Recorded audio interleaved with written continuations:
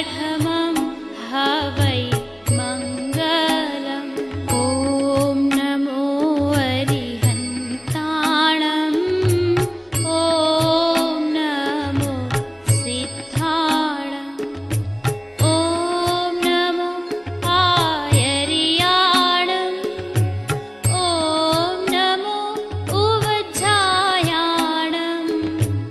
नमो लोये सब साहुणम्।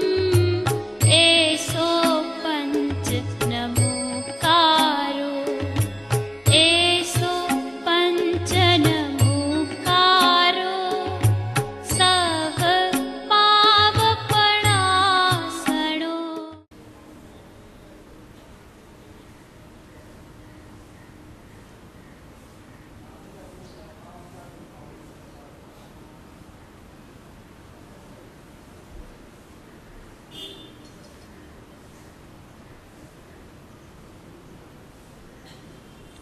कोटिशतं द्वादश चैव कोट्यो लक्षानि शीतिस्त्रयधिकानि चैव पञ्चाशदष्टौ च सहस्रसङ्ख्यमेतच्छ्रुतं पञ्चपदं नमामि। अरिहन्तभाषीयत्थं गणहरदेवे हि गन्त्रियं सम्मं पनमामि भक्तजुत्तो सुदनानमहो वहीं शिरसा। इच्छां ते सुदवती कासगो को तस्सालोचेव अंगोंगपायनी पौडे परियम सत्प्रणवानी उपवगय चुलिया च सुत सुदम कायम। श्यानिच कालमंचेमी पूजेमी बंधामि नमन सामी दुखों को मुखो बोइलाओ सोए नम समायमनम जिनगुण संपत्ति हो मध्यम। अत पौर्वाणिक स्वाध्याय प्रारंभ किया हम से आचार भक्ति का सुनकरो।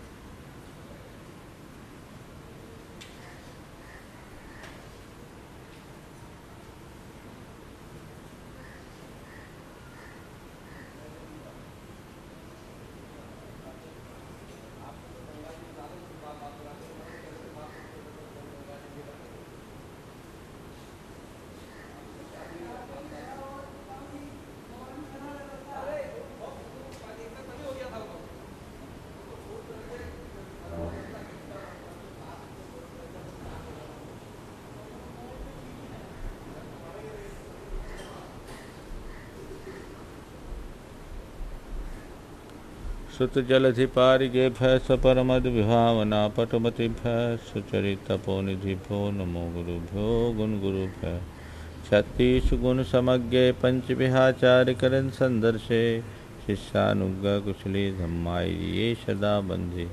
गुरुभक्ति संजमे नहीं तरंति संसार सायरम घोरम छिन्नन्ति अट्ठकम मम जम्मन मरणम न पावेन्ति। ये नित्यं व्रतमन्तो होम निरता धानाग्निहोत्राकुला सत्कर्माभिरतास्तपोधन साधु क्रिया साधु। शील प्रावरणा गुण प्रहरणा चंदार्कते ज्योधिका मोक्षद्वार कपाट पाटन भटा प्रणंतु माम साधु। गुरुव पांतो नो नित्यं ज्ञान दर्शन नायिका चारितार्णव गंभीरा मोक्ष मार्गोपदेशिका। इच्छा मंत्रवती का सुगो सालुचु शमनान समदन संचरुतानम पंचव्याचारणम आर्यानम आयरादुषनान विदेशानम वज्ञानम तिर्यन गुण पालनयानम शवसानम शनिचकालवंचेमी पूजेमी वंदामि नमनसामि दुखों को मुखो बोहिलाओ सोई गमनम स्वाहिमन्नम जिनगुण संपत्ति हो मध्यम। बंदित सर्व सिद्धे धूममल मनोवमम गदिम पत्ते गोछामि समय पाहुण मिनमो सुध केवली भनिधम। जय बोलो श्री पंच परमेष्ठी भगवान की परम पूज्याचार्य गुरुवर श्री विद्यासागर जी महाराज की।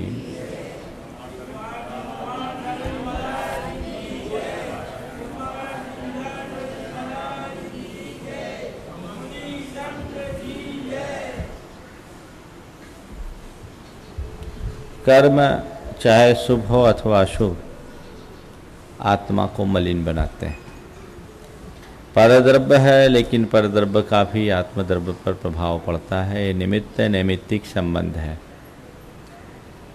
और इसी बात को रेखांकित करते हुए आचार्य कह रहे हैं कि कर्म मात्र को कर्म मानो और कर्म हमें किसी न किसी रूप में प्रभावित करता ही है। आत्मा के गुणों को मिथ्यात्वादी कर्ममल किस तरह प्रभावित करते हैं, इसका उल्लेख करते हुए आगे की गाथाएं, एक साथ 3 गाथाएं हैं। आज के संदर्भ में हम उनकी चर्चा करें। बत्थस सेद भावो, बत्थस सेद भावो, जहना शेदी मल बिमेलना छन्नो, जहना शेदी मल बिमेलना छन्नो, मिच्छत्त मलोच्छन्नम, मिच्छत्त मलोच्छन्नम, तह सम्मत्तम खुनादब्बम, तह सम्मत्तम खुनादब्बम, बत्थस सेद भावो, बत्थस सेद भावो, जहना सेदी मल बिमेलना छन्नो, जहना शेदी मल बिमेलना छन्नो, अन्नान मलोच्छन्नम, तह नानम हो दिनादब्बम, बत्थस सेद भावो, जहना शेदी मल बिमेलना छन्नो, तह दुकसाया छन्नम, चारितम हो दिनादब्बम।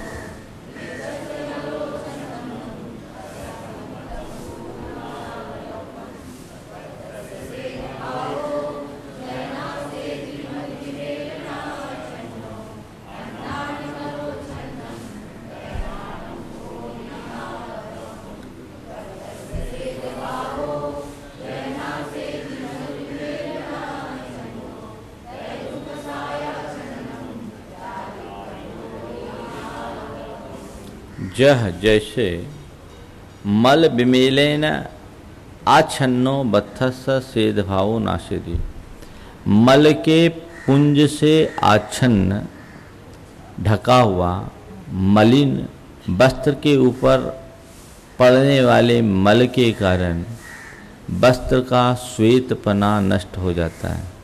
सफ़ेद कपड़े पर मैल लग जाए तो उसकी सफ़ेदी जैसे नष्ट हो जाती है।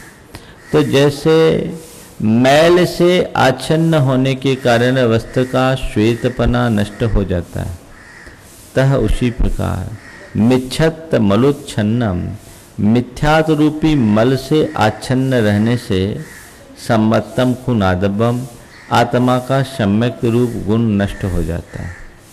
नंबर 2, जह मल बिमेलनाच्छन्नो बत्थस सेदभावो नाशेदी, जिस तरह मल से आच्छन्न वस्त्र का शुक्लपना सफेदी नष्ट होती है, वैसे ही अज्ञान रूपी मल से आच्छन्न जीव का ज्ञान नष्ट हो जाता है।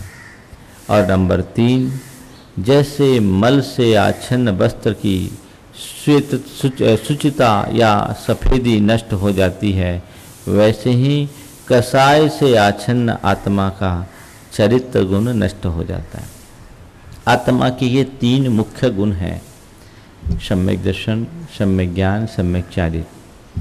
ये तीनों आत्मा के अलग अलग गुणों के परिणाम है। श्रद्धा गुण की परिणति का नाम सम्यक है, ज्ञान गुण की परिणति का नाम ज्ञान है, और चारित्र गुण की परिणति का नाम चारित्र है। ये तीनों के तीनों आत्मा के मौलिक गुण हैं, लेकिन कर्म से प्रभावित होने के कारण ये गुण वैभाविक रूप को प्राप्त कर लेते हैं। मिथ्यात्व के प्रभाव से सम्यक तो नष्ट होकर मिथ्यात्व रूप परिणत हो जाता है। यानी श्रद्धा गुण की वैभाविक परिणति का नाम मिथ्यात्व है।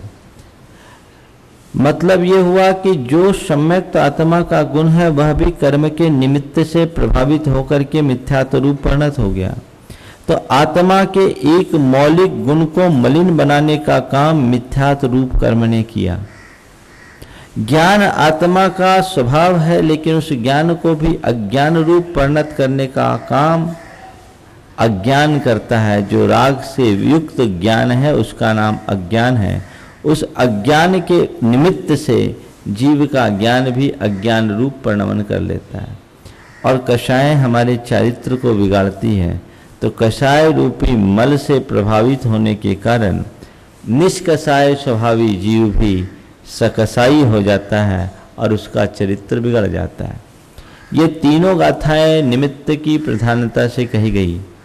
कुछ लोग कहते हैं कि कर्म हमारा कुछ नहीं करता। पूजा में आप लोग ये पंक्तियां कहीं कहीं पढ़ते हैं, जड़ कर्म घुमाता है मुझको, ये मिथ्या भ्रांति रही मेरी, मैं राग हृदय से किया करता, जब परिणति होती जल केरी।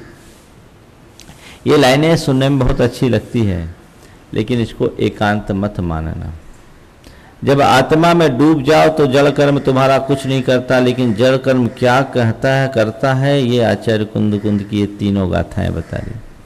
ये जड़ कर्म है जो तुम्हारे सम्यक को मिथ्यात्व में बदल देता है, जो तुम्हारे ज्ञान को अज्ञान बना देता है और जो तुम्हारे चरित्र को बिगाड़ डालता है।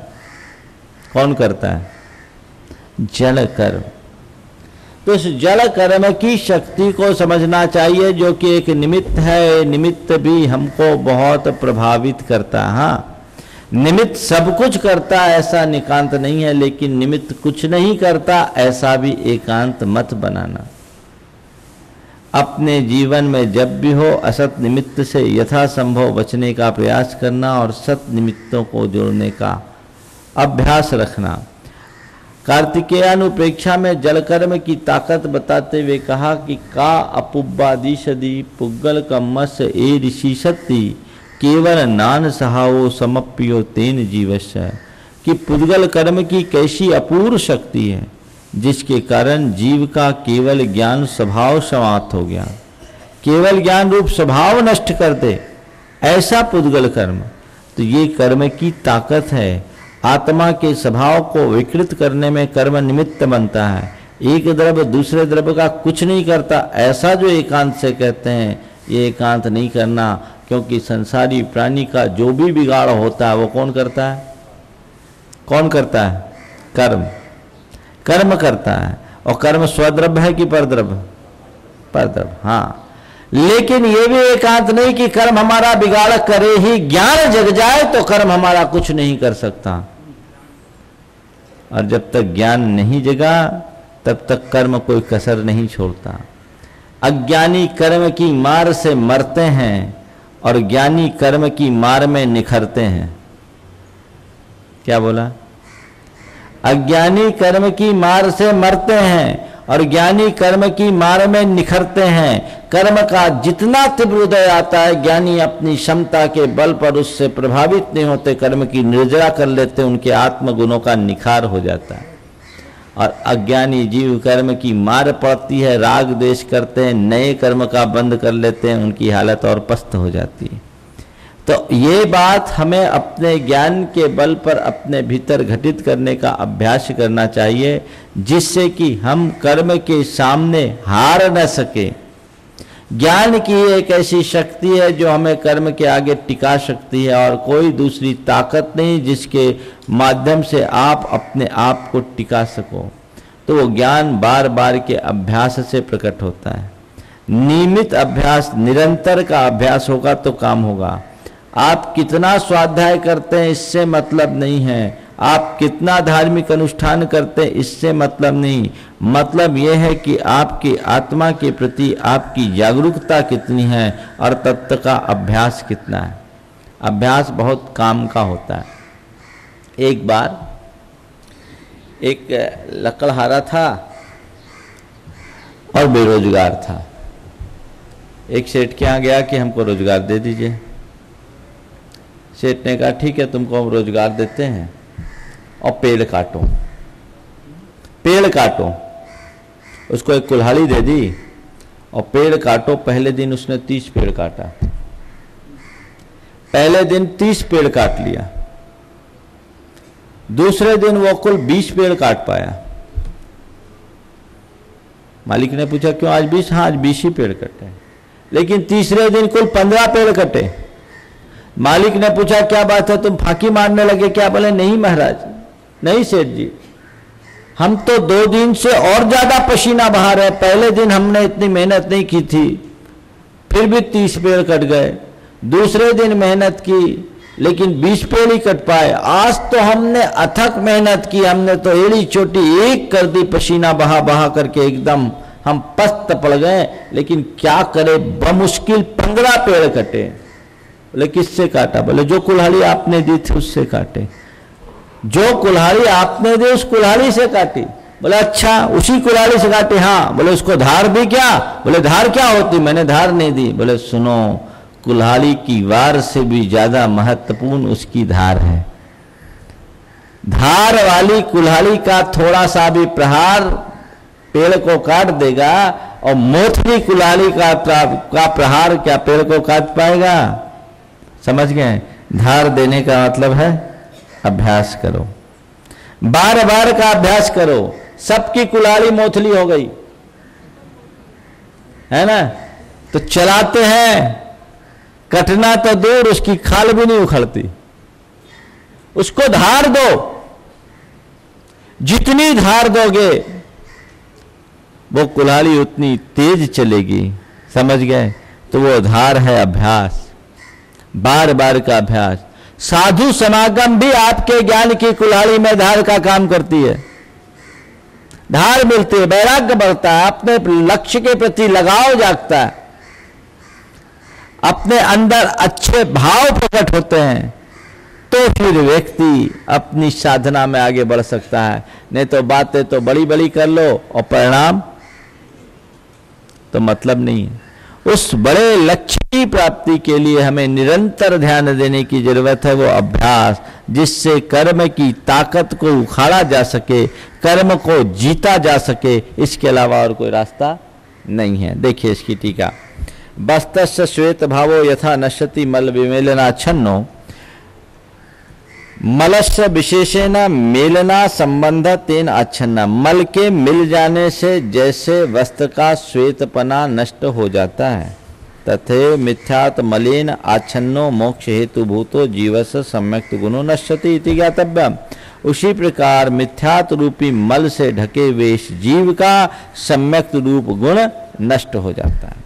बस्तस्य श्वेत भावो यथा नश्यति मल विमेलना मलस्य विशेषेण मेलना संबंध तेनाच्छन्न।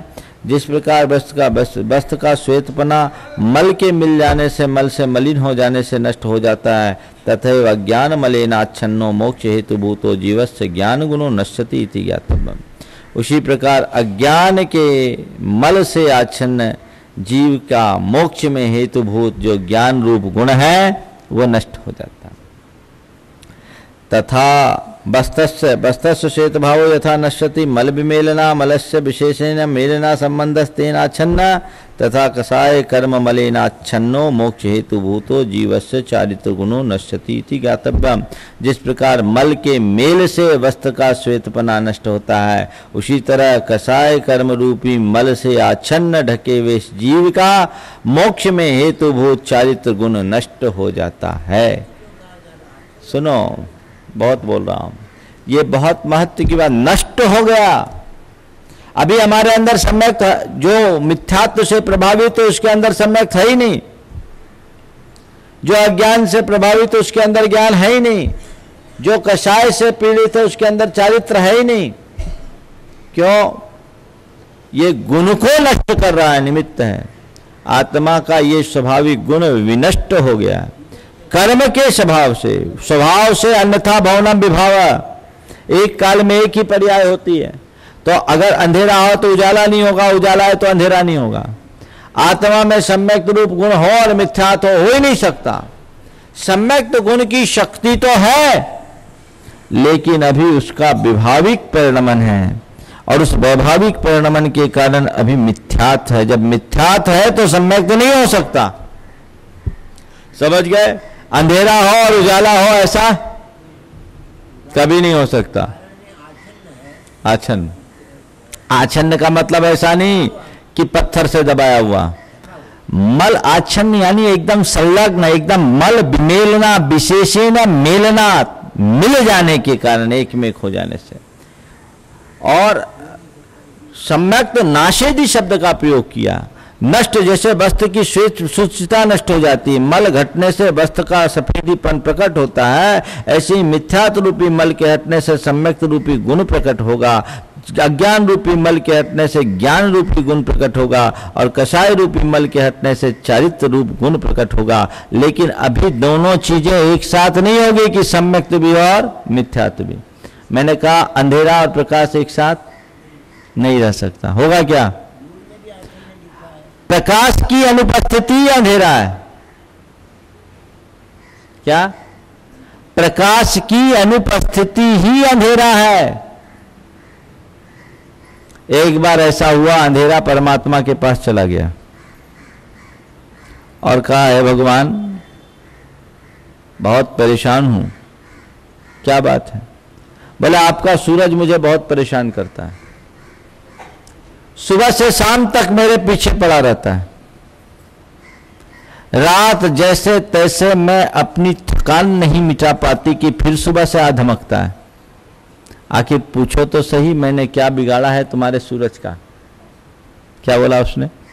हे भगवान, आपका सूरज मुझे बहुत परेशान करता है, सुबह से शाम तक मेरे पीछे लगता है, और रात जैसे तैसे मैं अपनी थकान नहीं मिटा पाती कि सवेरे से फिर आ धमकता है। आखिर पूछो तो सही, मैंने क्या बिगाड़ा है तुम्हारे सूरज का?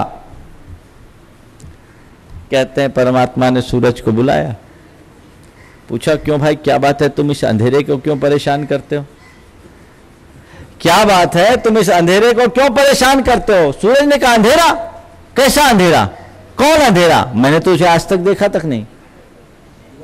अंधेरा? कैसा अंधेरा? कौन सा अंधेरा? मैंने तो उसे आज तक देखा तक नहीं। आप बुला लो, मैं उसे अभी उससे मैं अभी क्षमा मांग लेता हूं। सूरज आज भी अंधेरे से क्षमा मांगने को तैयार खड़ा है, लेकिन अभी तक अंधेरा सूरज के पास नहीं है। इसी तरह मिथ्यात्व के रहने तक सम्यक्त नहीं हो सकता।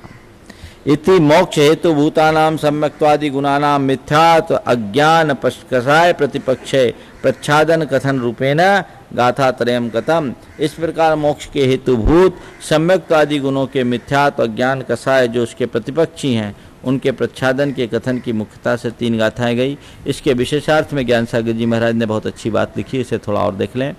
जो लोग निमित्त कुछ भी नहीं करता ऐसा एकांत हट करते हैं, उनको लक्ष्य में लेकर आचार्य महाराज कह रहे हैं कि सम्यक्त ज्ञान और चारित्र ये तीनों आत्मा के सहज भाव, तीनों तो आत्मा के भाव हैं, सम्यक्त ज्ञान और चारित्र ये तीनों मिथ्यात अज्ञान और कसाय रूप कर्म मलों से क्रम से दबे हुए हैं। दबे हुए का अर्थ जैसा हम लोग कपड़े आदि को पत्थर आदि के नीचे दबा देते हैं वैसा नहीं है, किंतु वर्तमान में संसारी आत्मा में सम्यक्त्वादि गुण है ही नहीं, अभी नहीं है, अपितु मिथ्यात्वादि की ही है। उन मिथ्यात्वादिकों को आत्मा से दूर करने पर सम्यक्त्वादि गुण प्रकट हो जाते हैं। जिस प्रकार कपड़े की स्वच्छता कपड़े में आए हुए मैल से नष्ट हो जाती है, किंतु उस मैल के हटा देने पर स्वच्छता आ जाती है। सारांश यह है कि निमित्त जन विशेषता को लक्ष्य रखना ही चाहिए, किंतु उसी के भरोसे रहकर हतोत्साह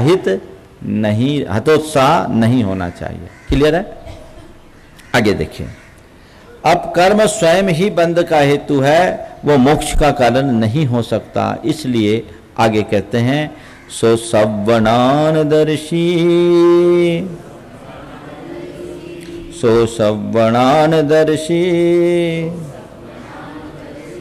कम्मरेण नियेन अवच्छन्नो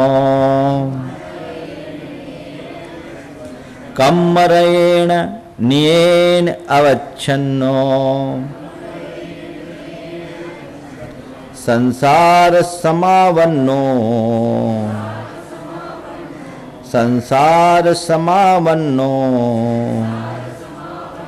न विजानति सव्वदो सव्वम्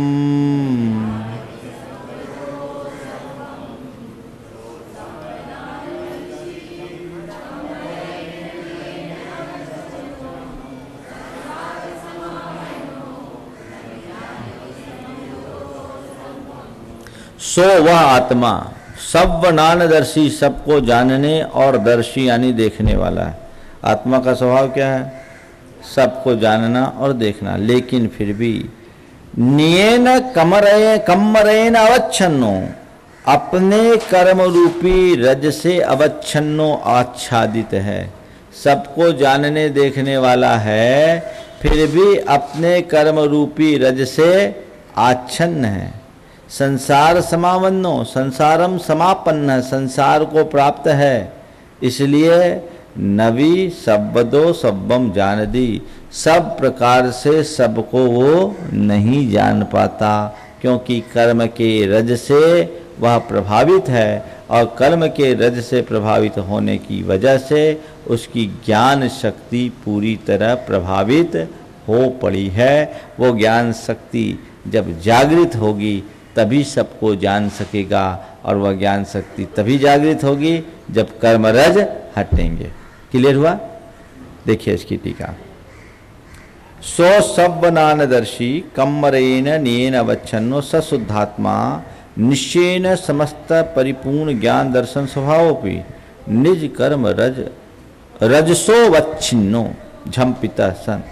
यद्यपि आत्मा शुद्धात्मा निश्चय से समस्त परिपूर्ण ज्ञान दर्शन स्वभाव वाला है, तो भी निज कर्म रज से अवच्छिन्न होता हुआ, माने अपने कर्म रूपी रज से ढका होता हुआ, ढका रहने के कारण संसार समावन्नो न विजानति सब्बदो सब्बम, संसारम आपन्न, संसारे पतितसन, संसार में गिरा हुआ होने के कारण नैवम जानाति सर्वम वस्तु सर्वतः सर्व प्रकारेण, सब वस्तुओं को सब प्रकार से नहीं जानता। ततो ज्ञायते, इसलिए जाना जाता है कि कर्म करती जीवस्य स्वयमेव बंध रूपम कथम मोक्ष कारणम भवति इति। तो भैया कर्म तो हमारा शत्रु है, वो बंध का कारण है, हमारी आत्मा की शक्तियों को बाधित करने वाला है, इसलिए कर्म कतई मोक्ष का कारण नहीं हो सकता, चाहे शुभ हो अथवा अशुभ। एवं पापवत पुण्यम बंध कारणम एव इति कथन रूपेण गाथा गता। इसी तरह इस प्रकार से पाप की तरह पुण्य भी बंध का कारण है। इस प्रसंग में 3 गाथाएं पूरी हुई। हो गया। अब आगे गाथाओं से इस अधिकार का उपसंहार करते हैं, इसको भी आज ले लें। पुण्य पाप के संबंध में काफ़ी चर्चाएं पिछले 3-4 दिनों में हो गई। कुल मिला के सार में हमको यही समझना है, कर्म कर्म है, कर्म सामान्य की अपेक्षा पुण्य पाप बराबर हैं। पुण्य और पाप के फल में हमें समान दृष्टि रखनी चाहिए, लेकिन पुण्य पाप की क्रिया में समान दृष्टि एकांत से रखना कतई उचित नहीं है। जो निर्विकल्प समाधि में लीन होने की भूमिका में जी रहे हैं, उनके लिए पुण्य पाप की क्रियाएं समान हैं, लेकिन सविकल्प अवस्था में जीने वालों के लिए पुण्य की क्रियाएं उपादेय है और पाप की क्रियाएं सर्वथा हेय है, क्योंकि उसके पास धर्म ध्यान करने का इसके अतिरिक्त और कोई साधन नहीं है। यदि पुण्य की क्रियाओं से विमुख हो जाएगा तो फिर विषय कसायों में रचे पिरचे बिना रह नहीं पाएगा, और फिर तो उससे आत्मा का घोर अहित हो जाएगा। इसलिए इन दोनों बातों को ध्यान में रखकर चलना चाहिए। अब उसी बात को जो पिछली 3 गाथाओं में कही गई, वहाँ जीव के गुणों को नष्ट होने की बात कही गई। अब गुण और गुणी में अभेद करके मिथ्यात्व, अज्ञान और कषाय के निमित्त आत्मा के सम्यक ज्ञान और चारित्र रूप गुण की जगह आत्मा के ही विनाश की बात कह रहे हैं कि इसके कारण जीव ही मिथ्या दृष्टि होता है, जीव ही मिथ्या ज्ञानी होता है और जीव ही मिथ्या चरित्री होता है। आत्पूर्व मोक्ष हेतु भूतानाम सम्यक्त्वादि जीव गुणानाम मिथ्यात्वादि कर्मणाम पक्षादनम भवति इति कथितम। पिछली गाथा में मोक्ष के हेतुभूत सम्यक्त्वादि जीव के गुण मिथ्यात्वादि कर्म के प्रच्छादन से प्रच्छादित होते हैं। इदानीम ऐसा कहा गया, इदानीम तद्गुण आधारभूतो गुणी जीवो मिथ्यात्वादि कर्मणा प्रच्छादते इति प्रकटीकरोति। पहले कहे सम्यक्त्वादि गुण मिथ्यात्वादि से प्रच्छादित होते हैं, अब कहते हैं जीव ही मिथ्यात्वादि कर्म से आच्छादित होता है। देखिए, सम्मत परिनिबद्धम सम्मत परिनिबद्धम मिच्छत्तं जिनवरे हि परिगहिदम् मिच्छत्तं जिनवरे हि परिकहिदम् तस्सोदयेन जीवो मिच्छादिठ्ठीति नादब्बो मिच्छादिठ्ठीति नादब्बो नानस्य परिनिबद्धम् अन्नानं जिनवरे हि परिकहिदम् तस्सोदयेन जीवो अन्नानि होदिनादब्बो चारित्र परिनिबद्धम् कषायं जिनवरे हि परिकहिदम् तस्सोदयेन जीवो अचरितो होदिनादब्बो।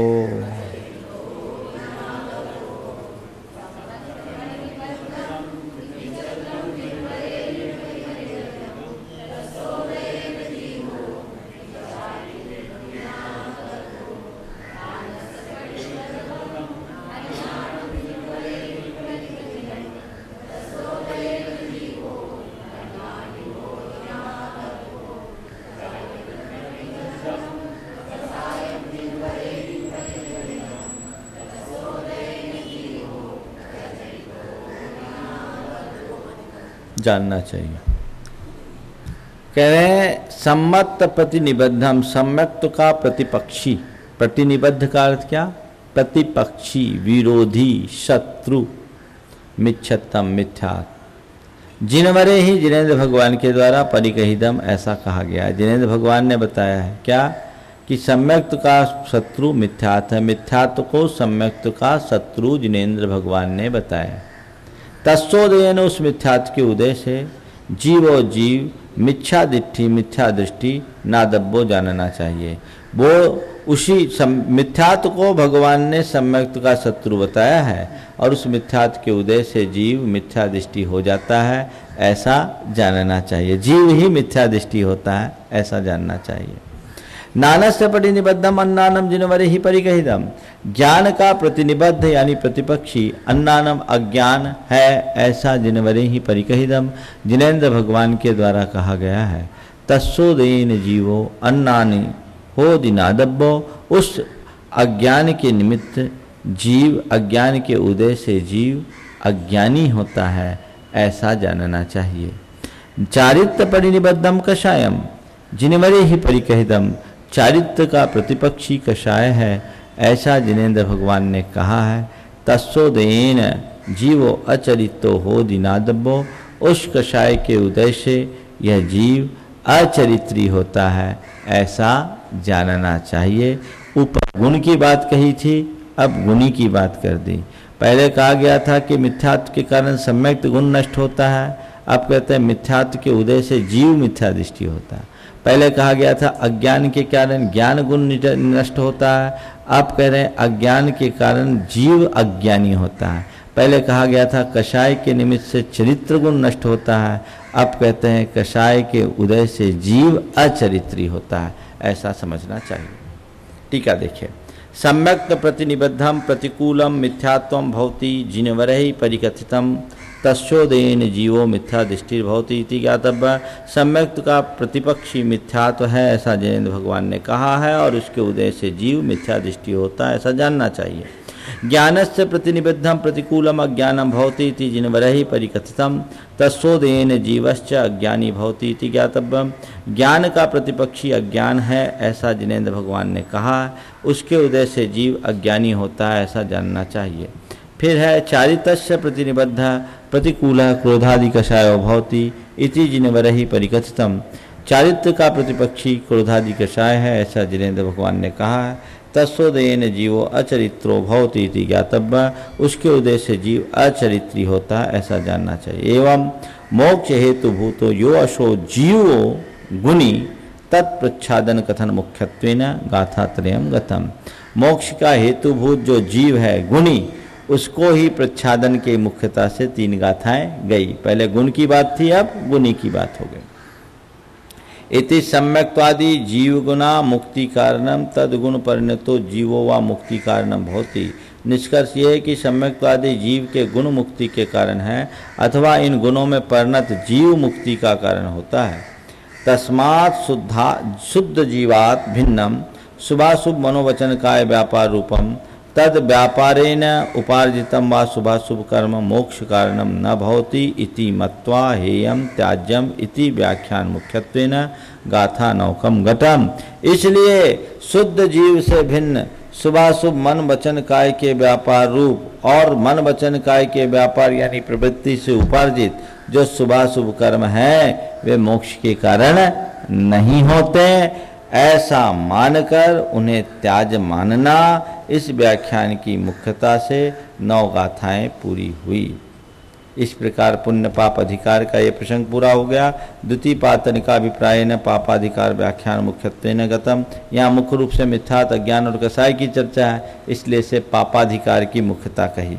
अत्राह शिष्य जीवादि सद्धनम इत्यादि व्यवहार ने व्याख्यानम कृतम तिष्ठति कथम पापाधिकार थी। महाराज आपने इस पुण्य पाप अधिकार को पहले की कुछ गाथाओं में पुण्याधिकार लिया और बात की गाथाओं को पापाधिकार कर दिया, लेकिन यहाँ तो आपने मोक्ष मार्ग की चर्चा की थी, इसको आपने पापाधिकार कैसे कह दिया।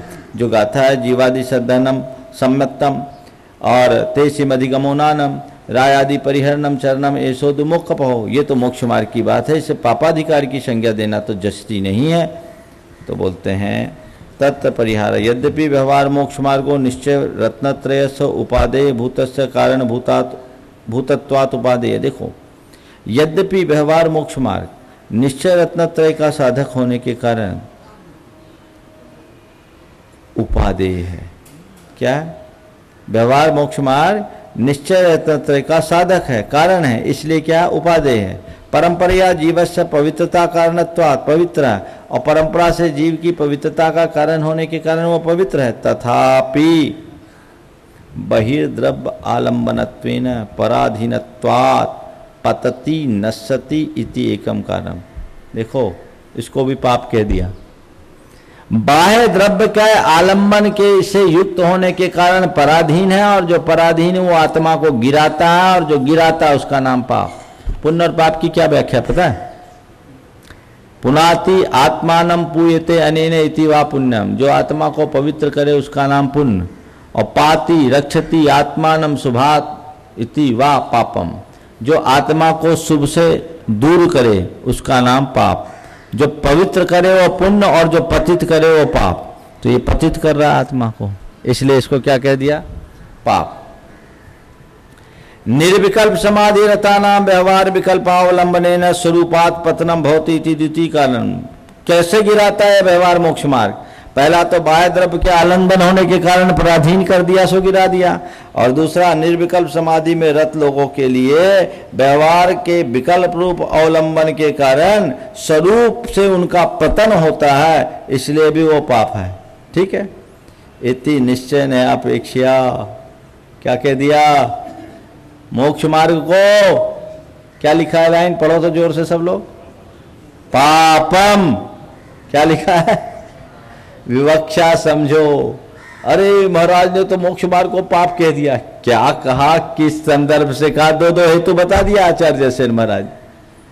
और ऐसी ही विवक्षाओं को नहीं समझने के कारण लोग अर्थ का अनर्थ कर बैठते हैं और मामला सब गड़बड़ा जाता है। इति अथवा सम्यक्त्वादि विपक्ष भूतानाम मिथ्यात्वादि नाम व्याख्यानम कृतम इति वा पापाधिकार। चूंकि इस प्रसंग में सम्यक्त्वादि के विपक्षी मिथ्यात्वादि का व्याख्यान किया गया तो मिथ्यात्वादि पाप है, इसलिए पाप की जहाँ चर्चा उसका नाम पापाधिकार। तत्रैव अपसति व्यवहारेण पुण्य पाप रूपेण द्विविधम अपि कर्म निश्चयेन श्रृंगार रहित पात्रवत पुद्गल रूपेण एकीभूयम निष्क्रांतम। इस प्रकार व्यवहार नय से पुण्य पाप दो रूप होने पर भी निश्चय नय की दृष्टि से एक श्रृंगार रहित पात्र की तरह, जिस पात्र पर कोई श्रृंगार नहीं है उसकी तरह अगर देखा जाए तो सब समान है। पुद्गल रूप से एक होकर के ये दोनों निकल गए। इति श्री जयसेन आचार्य कृतायाम समयसार व्याख्यायाम शुद्धात्मानुभूति लक्षणायाम तात्पर्य वृत्तो स्थल त्रय समुदाये समुदाय ने एक कौन विंशति गाथा भी चतुर्थ पुण्य पापाधिकार समाप्तम। इस प्रकार जैसे आचार्यकृत समय सार की शुद्धात्मानुभूति लक्षण वाली तात्पर्य वृत्ति नामक टीका में 3 स्थलों में समुदाय रूप से 19 गाथाओं के माध्यम से चौथा पुण्य पाप अधिकार पूर्ण हुआ। ठीक है, अनुवाद पढ़िए।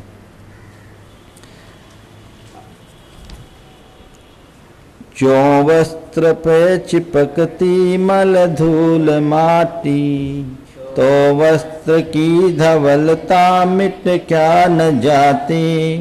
मिथ्यात्व की मलिनता मुझको न भाती, सम्यक्त की उजलता शुचिता मिटाती।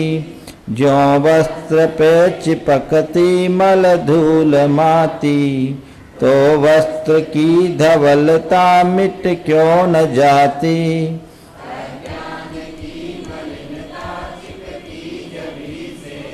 विज्ञान की उजलता मिटती तभी से, जो वस्त्र पे चिपकती तो वस्त्र की धवलता। कासाई की मलिनता लगती जभी से, चारित्र की उजलता। आत्मा विशुद्ध नय से निज भाव स्पर्शी, होगा सकल विज्ञ त्रिकाल दर्शी। वर्तमान विधि से कस के बंधा है जानता कुछ नहीं समझो मुधा है। सम्यक्त का यदि रहा जग में विरोधी, मिथ्यात्व है कह रहे जिन धार बोधि। मिथ्यात्व के उदय में यह जीव होता, मोही कुदृष्टि दुख से दिन रैन रोता। लोक का तन विरोधक जो बताया, अज्ञान ज्ञान गुण का जिन देव गाया। अज्ञान के उदय में यह जीव होता, कर्तव्य मूढ़ फिरता भव बीच रोता। चारित्र कार पुकषाय कषाय त्यागी, ऐसा जिनेश कहते प्रभु वीतरागी। दुखात्मिका उदय में कुकषाय आती, तो जीव को चरितहीन बना शताती। प्रास मिलाने के लिए माटी को माटी कर दिया।